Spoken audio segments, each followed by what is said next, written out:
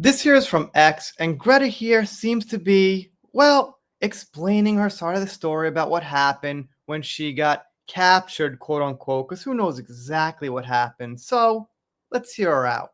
Solidarity with Palestinians, international solidarity. And what Israel did was mainly not to illegally abduct us in international waters and abuse us in prison, but it was that it stopped a humanitarian mission and violating international law by preventing humanitarian aid from entering Gaza, a population that are being systematically starved by Israel.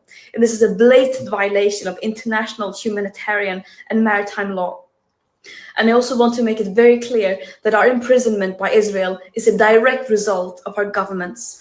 They keep talking about the importance of upholding human rights and international law and to get aid into Gaza. And then when we do their job, trying to do just that while being completely peaceful and abiding by international law, they fail to ensure our safety. And this mission should not have to exist. All right, so first off, we need a fact check on international law. I'm sure she knows a thing or two about it. I mean, she's got all freaking day to just study about it and learn some facts. I'm sure she's armed herself with some ammo. But, we need a fact check on that. Also, where exactly were they? We need proof of that. Where was the boat? Was it actually in international waters, or was it territory where Israel had the right to take it? So it's just one of those things where I've got to take her word for a few things. It is a last resort when all means fall short and when those in power fail to step up and do the bare minimum. States have a legal obligation to end their complicity in genocide, which the UN Commission now also has confirmed that it is. And this current lack of willingness to do so is a crime against humanity. Israel does not have immunity from international law, even though it might seem like it from their genocidal propaganda. No human being is worth more than any other, and that also applies to Israelis. It's absurd that this even has to be said. And just to have it said once again, of course, we are not running errands for Hamas, nor are we terrorists. Israel think they can get away with only recycling their old arguments. Well, I mean, when she says no human being is worth more than another, it's kind of a tough talk, but I don't think it's true. Quick example.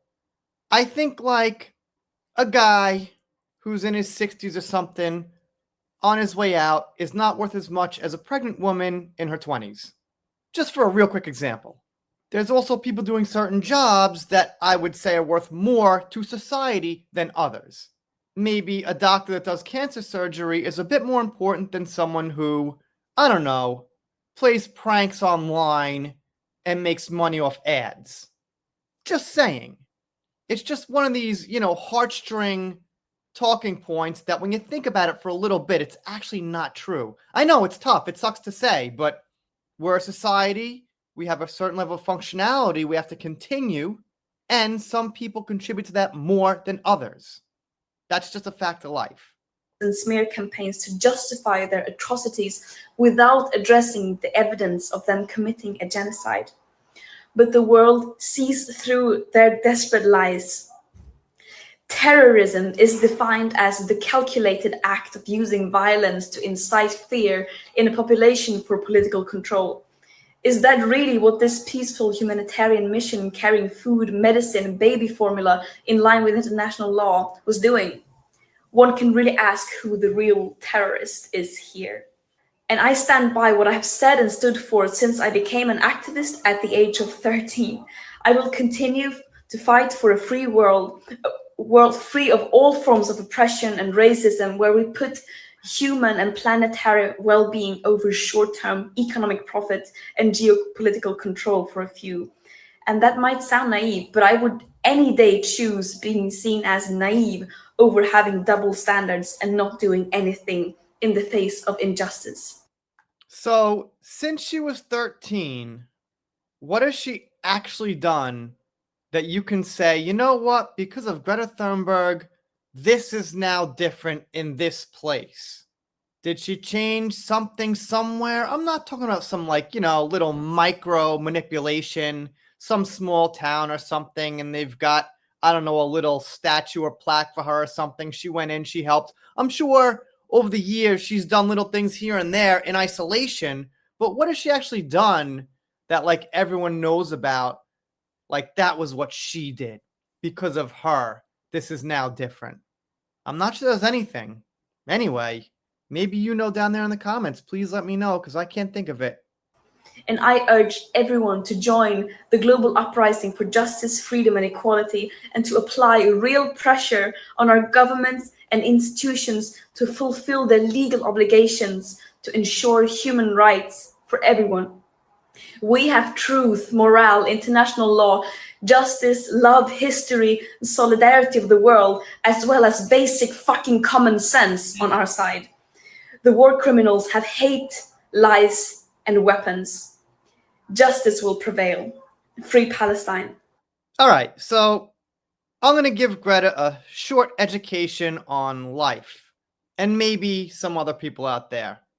This is my opinion. I could be wrong. But if you know Star Trek, you know Gene Roddenberry created it. And you know in Star Trek, pretty much every single little thing that they had in the 60s on the Enterprise, on the main starship, happened in real life. And one thing he predicted is if we have money, we're always going to have war. Until you get rid of using money as currency, it's never going to end. So, I mean, you'll be fighting it forever and ever and ever until that point comes where we ascend past money, and that's it. So my point is, it's an infinite battle for Greta. There's no ending it. But then again, that's my silly theory, my silly opinion. She's been doing this since she was like 13, so what do I know? I'm some silly YouTuber. If you're not subbed here, consider it. If you don't, I'll be sad, but I'll get over it. See you next time.